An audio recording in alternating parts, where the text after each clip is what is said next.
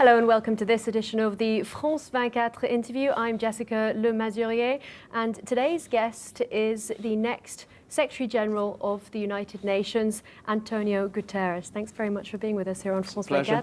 And congratulations. Oh, thank you very much. You will be the 9th Secretary-General of the United Nations. You have a lot of experience. You've been head of the UN's Refugee Agency. You have also been Prime Minister of your home country, Portugal. What will you bring to the table as Secretary-General? Well, I think basically I was very fortunate all my life to have been able to accumulate a number of experiences.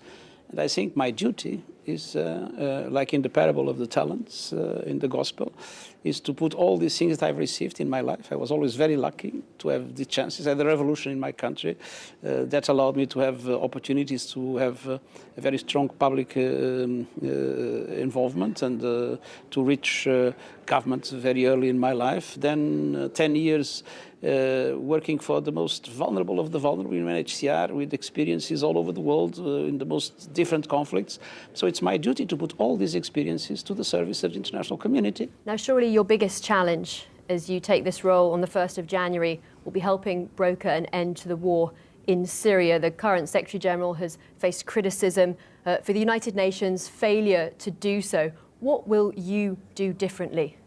Well, first of all, I don't think it's fair to blame the Secretary-General of the UN for what has happened in Syria. The truth is that we have a number of member states that have a very strong influence in the situation in the region. And what it has been difficult until now is to make everybody understand that this war became now so vicious. A war in which nobody is winning, everybody is losing. A war that became not only a tragedy for the Syrian people, but it became a big threat for the stability of the region and a threat to the security of everybody everywhere. To make those countries that have an influence on the situation understand that now these dangers are so dramatic that it is in everybody's interest to come together and put an end to this war. In a recent interview, Ban Ki-moon defended himself against accusations that essentially he's been spineless. And what he appeared to be saying was that he had an impossible task and that he was dealing with sort of megalomaniac world leaders who he could not really influence and that it was not his fault. How will you deal with those sorts of characters when it comes to resolving conflicts? Well, a Secretary-General is not the leader of the world. A Secretary-General must be humble, must understand that he needs to work as a convener, as a facilitator, as a mediator, as a bridge builder, an honest broker, and try to bring people together. Now, this is not easy, but that's exactly what we need to do. With patience, with determination, with humility, but persuading people to understand how important it is to now engage in a strong impulse in the diplomacy for peace, a surge in diplomacy for peace. Because what we are witnessing is a multiplication of new conflicts, the conflicts becoming more and more interrelated and more related to global terrorism. And so I do believe that even when we have countries with very different perspectives, very different views, with very different interests on the ground, the basic interest of preserving global security and putting an end to these conflicts must prevail, and those countries need to understand that those differences are meaningless compared with their common interest in peace. Many people were pushing for a woman to become Secretary-General this time, and a lot of women and men are disappointed that that did not happen. And then we hear this week that Wonder Woman is going to be an ambassador for women and girls here at the United Nations. What message do you have to women who feel as though they're not being taken seriously, women who think there aren't enough females in the top jobs here? Now, I fully recognize the symbolic value of having a woman as Secretary-General of the United Nations or as leader of any country around the world. I fully recognize that. And there is nothing I can do about it. I am not a woman, I am a man. What I can do is, as a Secretary-General, assume a strong commitment, which is linked to all my life. First of all, in the areas of action of the UN in different conflicts in the world, to make sure, and in different other situations in the world, to make sure that protection and empowerment of women and girls is a top priority of this organization, and second, to have a clear program to achieve parity in the structure of the UN. This is what I can try to do. And this is what I think is essential. It's to take seriously the commitment to parity and to take seriously the commitment to the protection and especially to the empowerment of women. Because let's be clear, power relations in the world are still largely, even in the most developed countries, unfavorable to women. Some critics say that the United Nations is also facing a sort of crisis of conscience. We've had a lot of scandals, the United Nations failure to admit responsibility for bringing cholera to Haiti, sex abuse scandals linked to peacekeeping missions, with peacekeepers reportedly abusing the very children that they were supposed to be protecting, and also failure to protect whistleblowers in many cases. What will you do about this crisis of conscience, so to speak? I think it's necessary to establish effective mechanisms of accountability. And to have effective mechanisms of accountability, you need to make sure that there are independent forms of evaluation, and those evaluations are public in relation to everything the UN does. I think it's the only way to guarantee that an environment in which everybody tries to protect itself and the different parts of the organization prevails. So my deep interest is to make sure that the UN is able to have the highest standards of integrity in everything it does.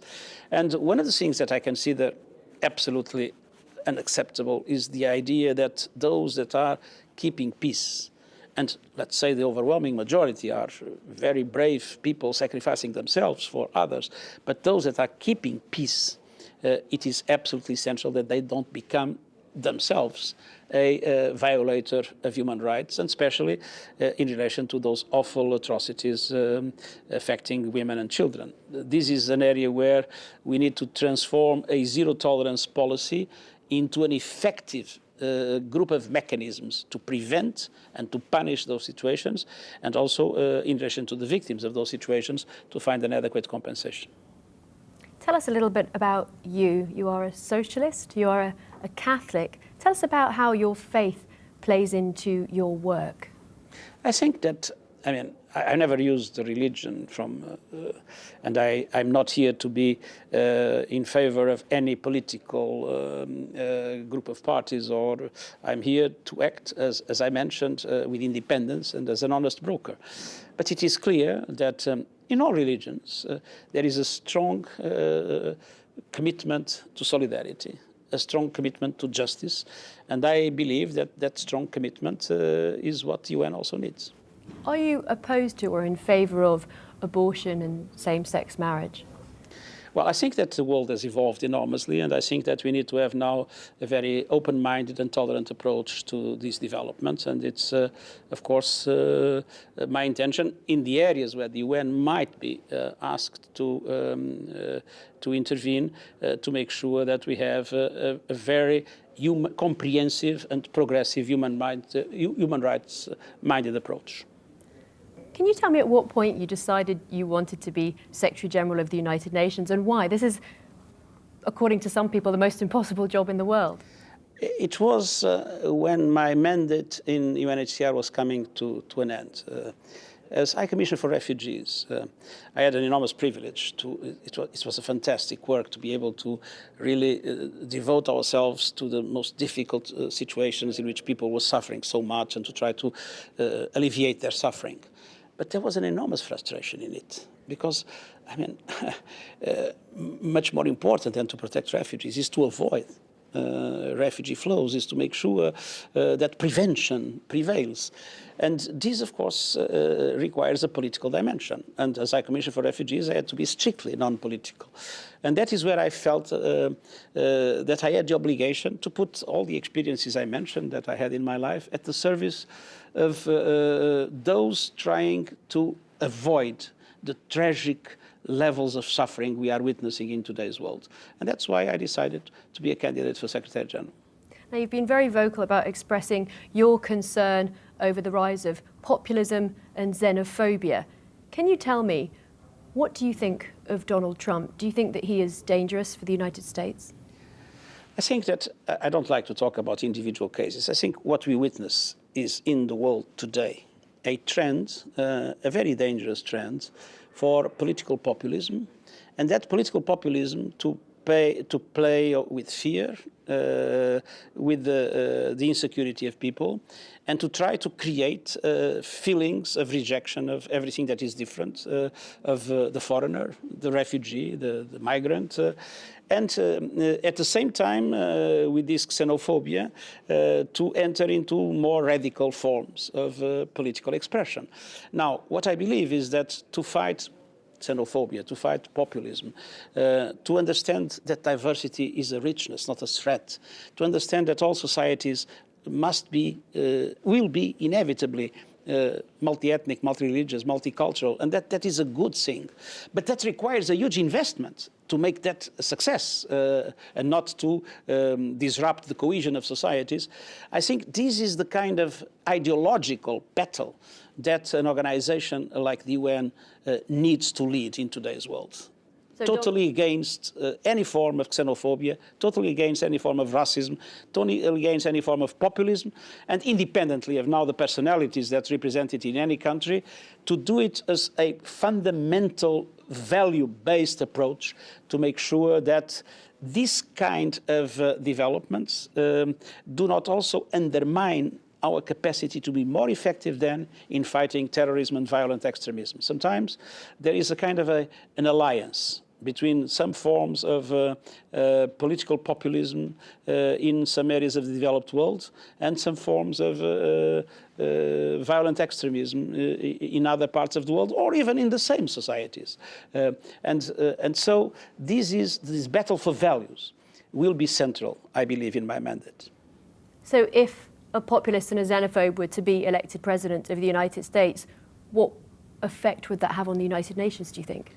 Well, I think that wherever populism and xenophobia will be relevant, the United Nations must be very clear in the promotion of diversity and in guaranteeing that the values of tolerance prevail.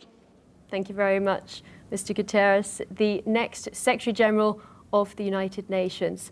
Do stay tuned to France 24, there's much more coming up.